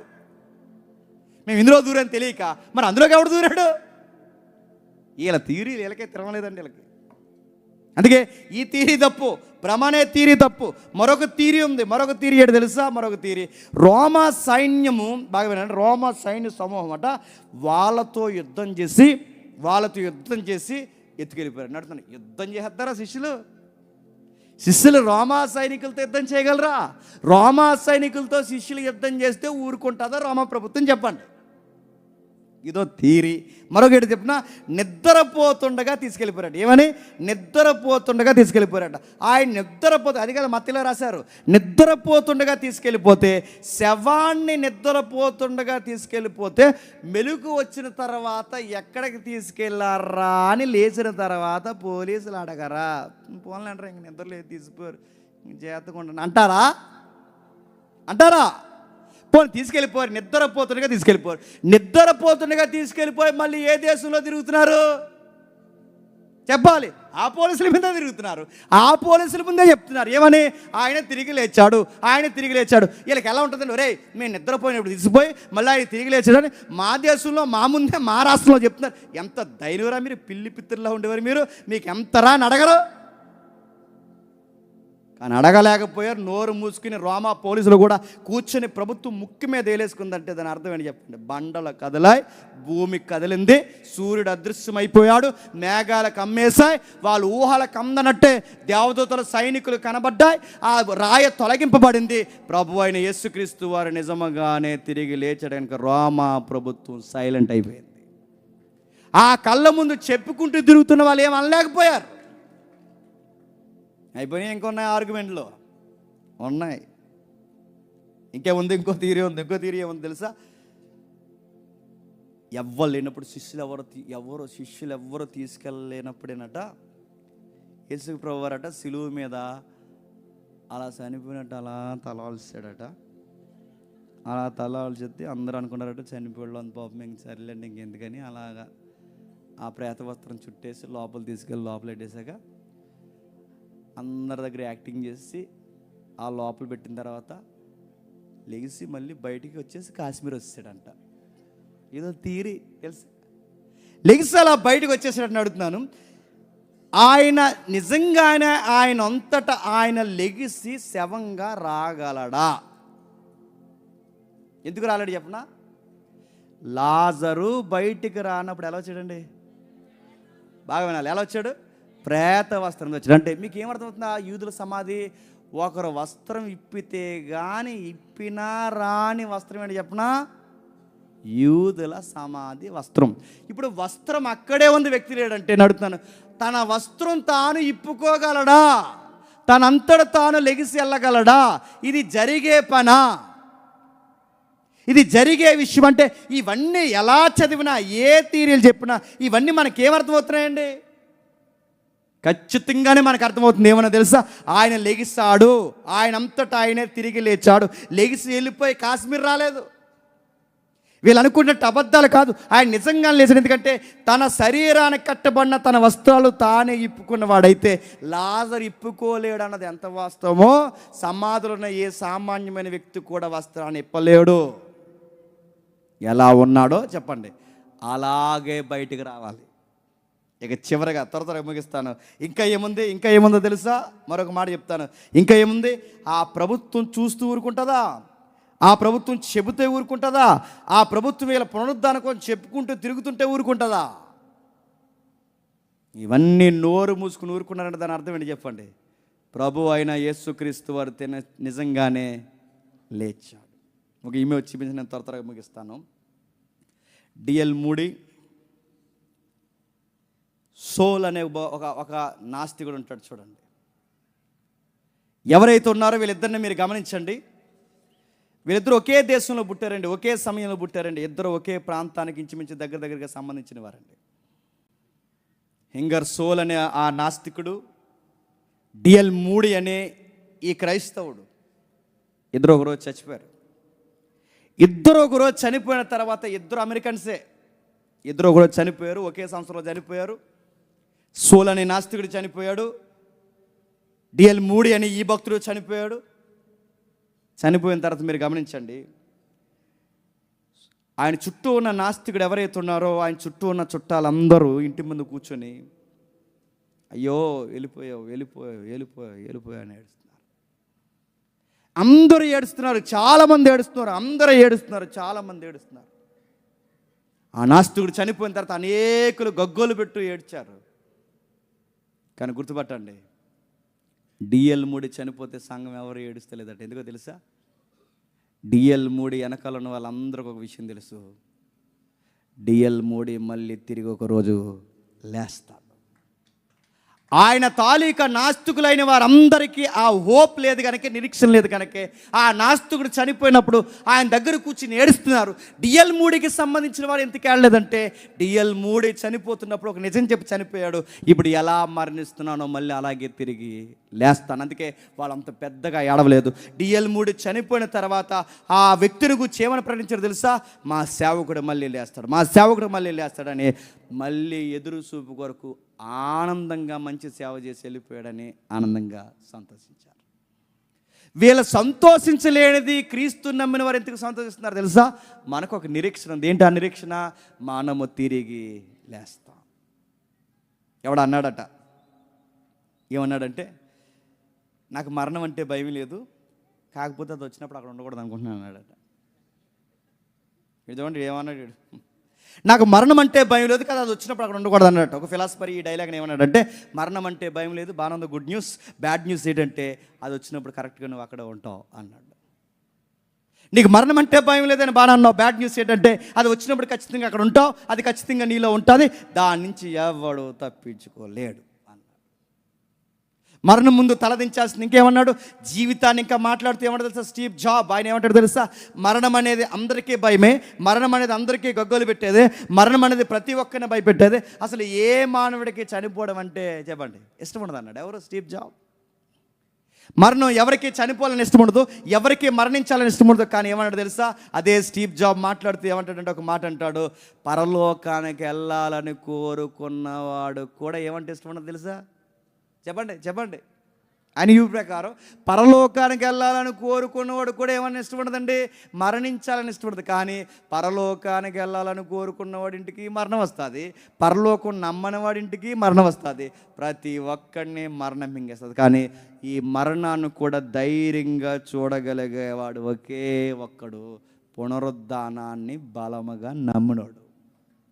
ఈ ఆర్గ్యుమెంటే పౌలు చేస్తున్నాడు కొరింథీ పత్రికలో. ఏమని చేస్తున్నాడు తెలుసా?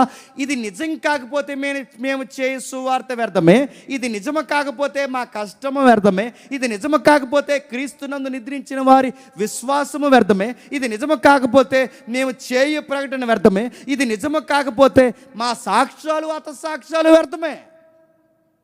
అదే ఇది నిజమైతే మా సువార్త అర్థమే, ఇది నిజమైతే మా కష్టము అర్థవంతమైనదే, ఇది నిజమైతే ఈ క్రీస్తు కొరకు ముందుగా చనిపోయిన హతసాక్షుల జీవితాలు కూడా అర్థవంతమైనవి. ఇది చేశాడండి ఆర్గ్యుమెంట్ మొదటి శతాబ్దంలో. ఇంకేం మాట్లాడు ఒకసారి చూడండి, ముగించేద్దాం, నిజంగానే ముగించేద్దాం, కొట్టేస్తున్నాను.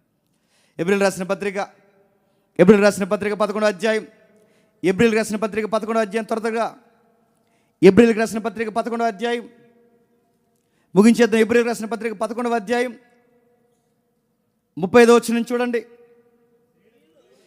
స్త్రీలు మృతులైన తమ వారిని పునరుద్ధానం వలన మరలా పొందితిరి, కొందరైతే మరీ శ్రేష్టమైన పునరుద్ధానం పొందగోరి. కొంతమంది ఏమన్నారంటే, అమ్మ మీ ఆయన బతికించమంటారా, అమ్మ మీ అబ్బాయిని బతికించమంటారా, అమ్మ చనిపోయిగా బతికించమంటారంటే అన్నారట. కొంతమంది అన్నారట బతికించండి బాబు అన్నారట. మరి కొంతమంది అన్నారు వద్దు సార్ బతికించొద్దు అన్నారు. అంటే ఇప్పుడు బతికినా మళ్ళీ చనిపోతాడు, మాకు ఎప్పుడు బతకాలని కోరుకుంటున్నామంటే ఒకరోజు క్రీస్తు వస్తాడు, మనుషుల్ని బతికిస్తాడు, ఆ పునరుద్ధానం మాకు ఇవ్వండి చాలా అన్నారట. అందుకు దాని కొరకు వాళ్ళు ఏం చేశారట? కింద చెప్తున్నాడు చూడండి, కింద చదవండి. రాళ్లతో కొట్టబడరి, రంపాలతో కోయబడరి, ఖైదీలుగా ఉన్నారు, కొరడాలతో కొట్టబడ్డారు, బంధకాలతో ఉన్నారు, శోధింపబడ్డారు, ఖడ్గాలతో చంపబడ్డారు, గొర్రె చెమ్మాలు కప్పుకున్నారు, మేక శర్మాలు కప్పుకున్నారు, దరిద్రులై ఉన్నారు, శ్రమపడ్డారు, హింసపడ్డారు, అడవుల్లో, కొండల్లో, గృహల్లో, సొరంగాల్లో తిరిగారు. ఇంకా అట్టి వారు బాధపడుతూ ఏమన్నారంటే, ఈ లోకము మాకు యోగ్యమైనది కాదు అన్నారంటే మరో లోకం ఉందని చెప్పండి జీవితాన్ని పెట్టుబడిగా పెట్టేశారట. ఇప్పుడు చెప్పండి, వీళ్ళందరూ ఈ వాస్తవం కోసం చనిపోయారన్నది అర్థవంతమైతే ఈ 6 రోజులు మనం పడింది కూడా చెప్పండి అర్థవంతమైనది. మీరు ఇచ్చిన ప్రతి రూపాయి ఫలభరితమైనది, మీ 6 రోజుల సమయము అర్థవంతమైనది, మీరు విన్న ప్రతి మాట అర్థవంతమైనది, మీరు నమ్ముతున్నారే రాబోతున్న ఒక జీవితం ఉందని అది మరింత అర్థవంతమైనది, అది నిజముగానే జరగబోతుందనడానికి ఎంతకన్నా వాస్తవాలు ఇంకేం కావాలి చెప్పండి. అందుకే చెప్తున్నాను, ఆయన నిజంగా తిరిగి లేచాడా? తిరిగి లేచాడా? ఆయన తిరిగి లేచాడు కనుక పీకల మీద కత్తిలెట్టిన వాళ్ళు ఏమన్నారు తెలుసా? చావనైనా చేస్తాం కానీ ఆయన మాకు తెలియదని మాత్రం అన్నారు. దెబ్బలు ఎంత గట్టిగా కొట్టి సరసాలు వేసినామన్నారు తెలుసా? చావనైనా చేస్తాం కానీ మేము విన్న వాటిని కన్న వాటిని ప్రకటించకుండా ఉండలేమన్నారు. అందుకే పిల్లలు చనిపోయారు, భార్యలు చనిపోయారు, కుటుంబీకులు చనిపోయారు, చివరికి తమ్మును తామే చంపుకున్నారు. దేనికి ఎంత ఇలా పిచ్చెక్కిపోయి చనిపోతున్నారంటే వాళ్ళకు వాస్తవాన్ని కళ్ళతో చూశారు. తిరిగి లేచిన ఆయన్ని చేతులతో తాకారు. తిరిగి లేచిన ఆయన చేతులతో తాకడమే కాదు, కలిసి కూర్చున్నారు, భోజనం చేశారు, ఆయన మాటలు చెవులారా విన్నారు, కళ్ళారా చూశారు. ఏమన్నారంటే మీరు నిజముగానే తిరిగి లేచాడు. అక్కడ నేర్చుకున్న సాక్ష్యం కళ్ళతో చూసిన మన అనుమానానికి పితరులు, మన అనుమానానికి ప్రత్యేకంగా ఉన్న ఆ తోమ ఇండియా వరకు ఆ నిజాన్ని మోసుకొని వచ్చాడు. వచ్చి మన పితరులకు చెప్పాడు, ఇది నిజమని చెప్పాడు, బోధించాడు, ఇదంతా ప్రకటించాడు. ఇదిగో ఆయన తిరిగి లేచాడని. తోమని ఇక్కడ దారుణాతి దారుణంగా ఈ సనాతన ధర్మ పిచ్చోళ్ళు చంపేస్తున్న చేతులు పైకెత్తి, ప్రభువా నా ఆత్మను చేర్చుకొని సంఘ చరిత్ర ప్రకారం చనిపోయాడు. ఇందాక మాట్లాడే ఆంధ్రియా ఆ దేశాలకు పోయి చనిపోయాడు. పౌలు పరిసర ప్రాంతాల్లో తిరుగుతున్నప్పుడు చక్రవర్తుల చేతుల్లో వధకు గురిచే చంపేశారు. ఈ పాట చూడండి, పౌలు గారు ఎలా చనిపోతారు. పేతురుని చూపిస్తారు, మేరీని చూపిస్తారు, పౌలుని చూపిస్తారు. పౌలు గారి మీద కత్తి పెడతారు. కత్తెత్తి చివరికి ఒక అవకాశం ఇచ్చినట్టు చూపిస్తారు. సైంట్ అపోస్టల్ అని ఒక మూవీ ఉంది, చూడండి వీలైతే. ఐజ్ ఓడరు చూడండి. ఆ మూవీలో చక్రవర్తి పై కత్తెత్తుతాడు, సైన్యాధిపతి కత్తెత్తుతాడు. పౌలు గారు ఎలా చూస్తారు తెలుసా? చేసే పని ఏదో త్వరగా చేయి, నా కొరకు నేను ఇప్పటి వరకు ప్రకటించిన నా యేసుడు ఎదురు చూస్తున్నాడు. ఆ సీన్లో లాస్ట్ ఒక బిట్ కట్ చేసి మేము పెట్టాం. పౌలు గారు చనిపోయిన తర్వాత మొట్టమొదటిసారి ఇలా పరదేశంలో అడుగు పెట్టిన వెంటనే పౌలు గారికి ఎవరు కనబడతారు తెలుసా? తన చేతుల్లో చనిపోయిన స్టెఫెన్ కనబడతాడు. చాలామంది స్త్రీలను చంపేశాడే, ఆ స్త్రీలు కనబడతారు, చిన్నపిల్లలు కనబడతారు. చివరికి అందరిని ఎత్తుక్కుంటారు, అందరికి క్షమాపణ చెప్పినట్టు వాళ్ళని హగ్ చేసుకుంటారు. ఆ కళ్ళు ఇవ్వ చూడండి, వెళ్ళిపోయి చచ్చిపోయి గుండె అయిపోయారు. సెమినార్ లాస్ట్ రోజు వేసిపోవడానికి రెడీ అయిపోయారు వాళ్ళు. అందుకే పరమానందం అంటున్నాను నేను. ప్రభు అయిన యేసుక్రీస్తు వారు బాగా వినండి. హతసాక్షుల మధ్యలో వీళ్ళందరినీ చూస్తుండగా అపోస్తలుడైన పౌలు ఒకవైపు చూస్తాడు, అందరినీ చూస్తున్నాను. ఆ రెండు కళ్ళు ఎదురు చూస్తే ఎవరి కోసమైతే ఇంత చేశామో, ఎవరి కోసమైతే ఇన్ని రోజులు ప్రకటించామో, ఎవరి కోసమైతే మన ధనము ఘనము పెంటతో సమానంగా ఎంచుకున్నామో, ఆ నజరేయుడైన యేసుడు ప్రియుడైన అలా వెనక్కి తిరిగి చూస్తే ఆ దూరం నుంచి యేసుప్రభు వస్తాడు. ఆ సీన్లో మనకు కనబడుతుంది, నా జీవితం ధన్యమైపోయింది అని. అందుకే మనం ఏదో అబద్ధం కొరకు ప్రయాసపడలేదండి, చెప్పండి, ఒక పచ్చి నిజం కోసం ప్రయాసపడుతున్నాం. మనం ఎవరో చెప్పిన పుక్కిడి పురాణాల వెనకాల తిరగట్లేదండి, ఒక నిజమైన గాథ వెనకాల తిరుగుతున్నాం. గ్రీకులకైనా ఆధారాలు లేదేమో కానీ మనకు ఆధారం ఉంది. యూదులకేమో ఆధారం లేదేమో కానీ మనకు ఆధారం ఉంది. ఎవరైతే ఐగుప్తీలు ఉన్నారో వాళ్ళకి ఆధారం లేదేమో కానీ మనకు ఆధారం ఉంది. ప్రపంచంలో సనాతన ధర్మాలు ఇక్కడ నమ్ముతున్న వారికి మరో జీవితానికి ఆధారం లేదేమో కానీ ప్రపంచంలో ఎవరికే లేని ఆధారం ఎవరికని చెప్పండి, మనకుంది. అందుకే మన ధన్యులు, అందుకే ప్రయాసపడతాం, అందుకే పరుగులు తీస్తాం. అందుకే 6 రోజులేంటి 365 రోజులు సువార్తను తిరుగుతాం, ఆరోగ్యాలు పాడు చేసుకుంటాం. ఎందుకంటే ఇది నిజం. నేడు రేపు ఆయన వచ్చేస్తే సరిగ్గా ఆయన వచ్చేసే సమయానికి సంతలో ఉన్నాను అనుకోండి, ఏమైపోతానండి? ఆయన వచ్చే సమయానికి సువార్తలో ఉండాలి. ఆయన వచ్చే సమయానికి సందల్లో ఉన్నాను అనుకోండి, ఏమైపోతానండి? ఆయన వచ్చే సమయానికి సువార్త. అందుకే ఆయన వచ్చే గడియ ఎప్పుడో తెలియదు కనుక, ఎక్కడో తెలియదు కనుక, ఎక్కడైనా ఏదో క్షణం సువార్త చేస్తూనే ఉండాలి. ఎందుకంటే ఇది నిజం.